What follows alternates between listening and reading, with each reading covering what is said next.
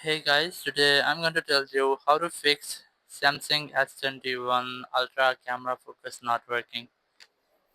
If you're using S21 Ultra and you're facing the issue that in your camera your focus is not working, so let's see some possible fixes for this. So the very first thing I recommend you just have to keep a long press on your camera app and here click on this I button or info button. You might see app info page in your settings, just scroll down and here you'll get the storage option. Go to storage, go to clear cache and then click on clear data. Click on delete. So it will delete if there will be any junk file in your camera apps. After that your issue might have been fixed.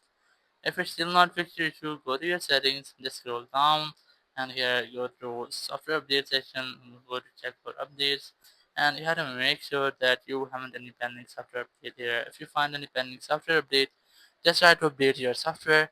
So after updating software, you will not get that issue again. Or if you are still facing the same issue, just scroll down in control center. You might see the power icon here. Click on power icon. Click on restart. Now re-click on restart to make a restart with your device. After restarting, if there will be any software glitch with your camera app or with your phone, it will be fixed and after that you will not get that issue again. Thank you very much for watching the video. Until next video, bye bye.